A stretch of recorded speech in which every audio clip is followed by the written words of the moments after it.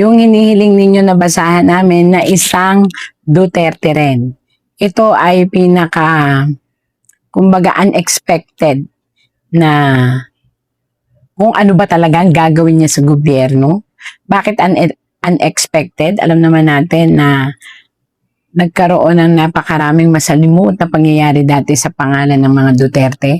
Pero makikita nyo, minahal siya ng masa. Ang pangalan niya ay si Sebastian Duterte. Na kung i-alias or tawagin ay Baste Duterte. Siya isang 38 years old, November 3, 1987. Ano ang nakikita ko sa kanya ng tarot? Makinig po kayo. Ay tawagin na lang natin siyang Baste Duterte. Since sabi ko naman ang pangalan niya dito na Sebastian Duterte, makukuha na to ni Tarot. Ipakita mo sa akin, Tarot, kung ano ang iyong mababasa kay Baste Duterte. I-reshuffle po natin ulit. I-reshuffle. Ayan. Wala na tong na online na nakapila. So, ito po. Sabihin mo sa akin kung ano nakikita mo sa pamumuno at kahihinatnan ni Baste Duterte. Sebastian Duterte, alias Baste Duterte. Pili tayo. Matatag na prinsipyo. Gusto niyang bawiin ang pangalang minsan ay dinungisan at pinagbintangan. So, hindi ito tungkol sa kanyang ama, tungkol sa kanyang sarili. Gusto niyang ipakita, kaya nga po mayroon siyang hood dito na red. Kung makikita niyo po, yung red ay signifies po yan ng noon.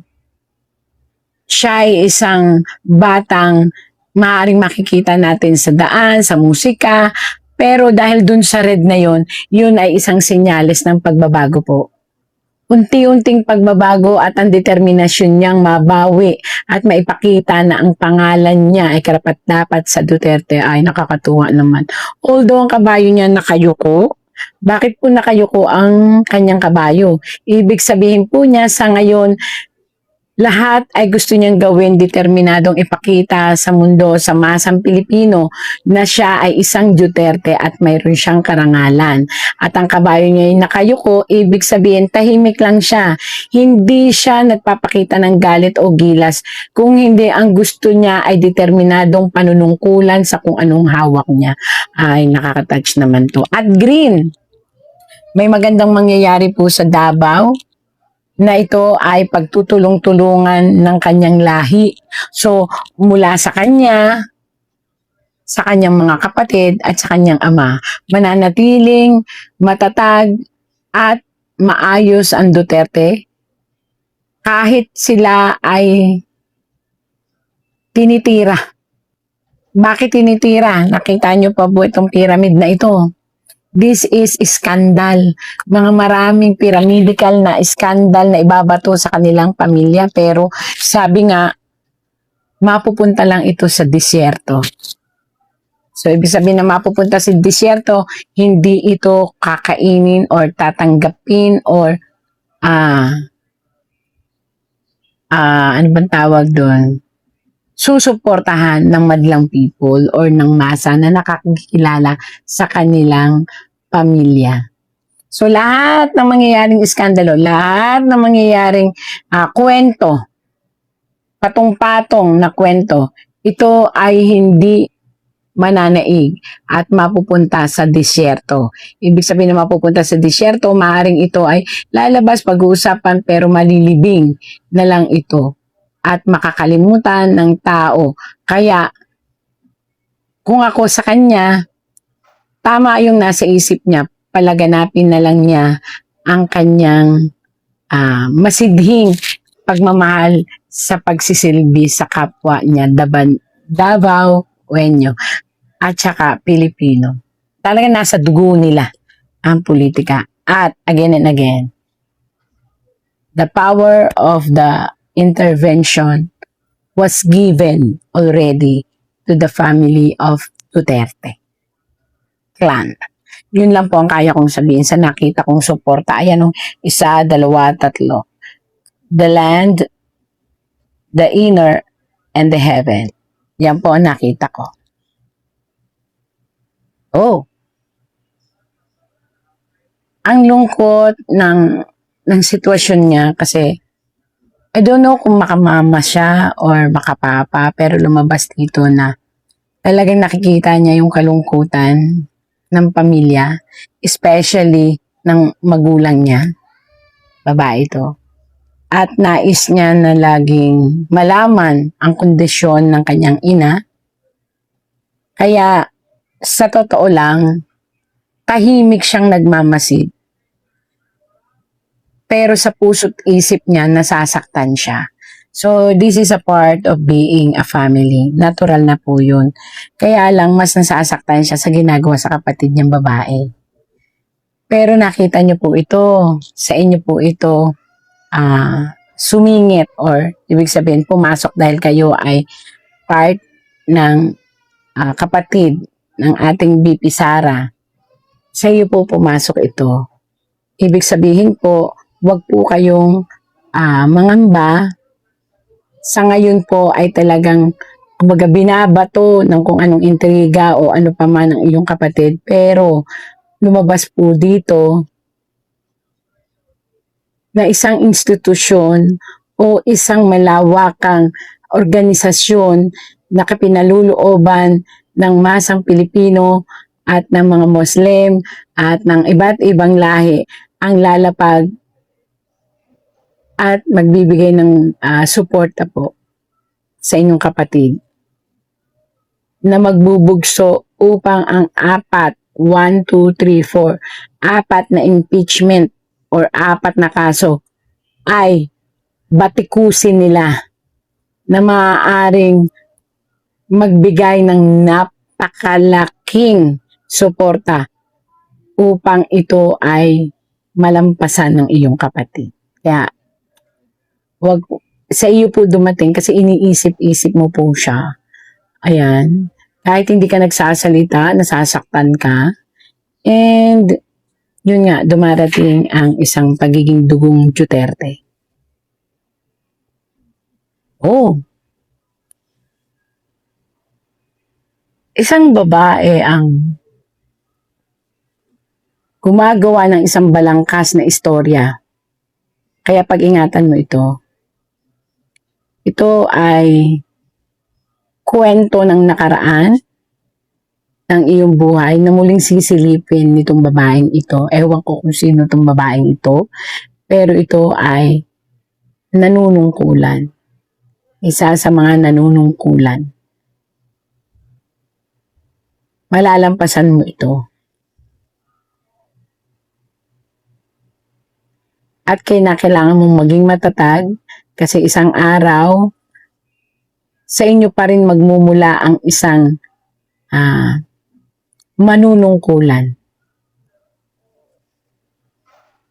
Paulit-ulit na babalik lang kayo sa politika. Paulit-ulit lang na patutunayan nyo na mahal kayo ng masang Pilipino. At paulit-ulit may uupo bilang presidente sa inyong pamilya. Huwag lang po kayong susuko sa intriga. At sa lahat ng ibinabato sa inyo na malalampasan naman ninyo. Ay, nako. Hindi ko alam kung sino ito. Pero hindi siya masaya na makita. Ito, personalan na po ito eh. Pero politician din po ito. Personalan ito na talagang pinagpaplanuhan kayong pabagsakin. So, mag-ingat na lang po. At hindi naman po sila magtatagumpay.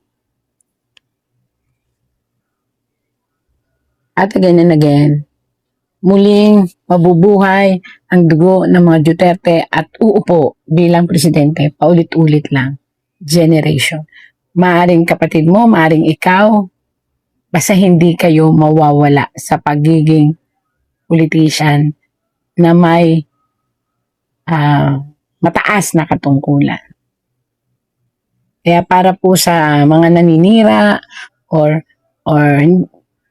matatanggap ninyo na paninira or mga kaso, lahat ito po ay malulusutan.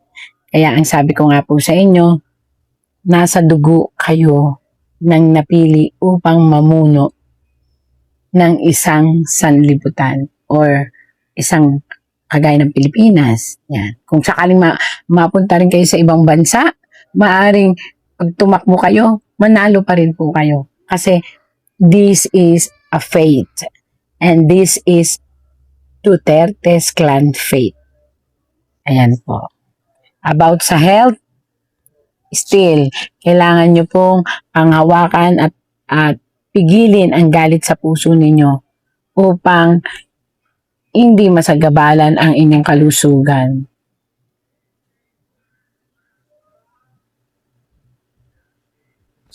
Laban lang po. Yun lang po ang sabi sa inyo ng tarot. Lahat ay kailangan ilaban dahil paglilinis po ito. Paglilinis ito para kumbaga parang dahil sa inyo, dahil sa pamilyang Duterte, dahil sa inyong ama, at dahil sa inyong magkakapatid, malilinis ang gobyerno dahil may mga susuporta sa inyo at may mga tutulong sa inyo na gusto nang kumawala sa lahat ng negatibong naranasan sa mga nakaraang korupsyon. Kaya parang ano kayo, sacrificing lamb na at the end, tao ang magsasalba sa inyo. So, ganun po yun. Sa ngayon po, yun po nakikita ng tarot sa inyo. So, panindigan nyo lang po ang pagiging mahinahon at pag-isipan ang bawat galaw sapagkat ang nakatuon po sa inyo ang mata ng masa kung anong magiging reaction nyo. At tama po kayo. Isang araw, isang kalayaan ang matatanggap at ang buong mamamayan o inang bayan ay tatanggapin kayo ng maluwag mula sa kapatid, muli sa ama, at muli sa kapatid. Yun po ang sabi ng tarot. Kaya sa ngayon dinaranas po ninyo, ang sabi po ng tarot, let it be. Let the universe decide. Because the universe will give the right gift of leadership to the clan of Duterte family. Salamat po. 1 billion pesos ang ginastos ni Congressman Edwin Garjola para kay Vilma Santos Recto at Lucky Manzano sa iba pa nilang mga kandidato at sa sarili niya bilang first nominee ng CWS party list sa 2025 elections. I rise on a point of personal and collective privilege matapos ako tawagin ni Executive Ralph Recto na baliw. Kung baliw man ako, at least hindi ako magnanakaw. Tila affected si Recto sa mga post ko tungkol sa kanya at si Congressman Edwin Garjola. At mabuti kung magpaliwanag na lang siya tungkol dito. May kinakalat din siya sa social media na ako daw ay may utang sa DOE na 24 billion pesos. Ito po ay walang basihan at inimbento lamang upang tangkang pahinain ang mga binubunyag ko tungkol sa korupsyon sa ating gobyerno. At mas marami pa ang aking sasabihin sa ibang pagkakataon. Nagsimula lang itong mga atake sa akin nang sinimulan kong imbestigahan ang DPWH sa Batangas at ang mga kumpanyang konektado kay Congressman Edwin Garjola at naging Executive Secretary si Ralph Recto. Marami rin ang nagsabi na ang pagbunyag ko nito ay hindi aking kapaki-pakinabang. Ngunit hindi ito para sa sarili ko, ito ay bahagi ng aking tungkulin bilang mangbabatas at kinatawan ng unang distrito ng Batangas. At hindi ako matitinag, kaya po ako ay nananawagan na imbestigahan ang koneksyon ni Garjola kay Recto, lalo na ngayong Executive Secretary na siya, at suriin ni Pangulong Marcos kung natutulungan ni Recto si Garjola mula sa loob ng Malacanang. Dahil limitado ang oras ngayon, ilahad ko ang iba ko pang nalalaman tungkol sa mga koneksyon ni Garjola at Recto sa iba pang mga araw. Sisimulan ko lang ngayon sa isang punto. Ayon sa aking tansya at pananiliksik, mahigit 1 billion pesos ang ginastos ni Congressman Edwin Garjola para kay Vilma Santos Recto at Lucky Manzano sa iba pa nilang mga kandidato at sa sarili niya bilang first nominee ng CWS party list sa 2025 elections.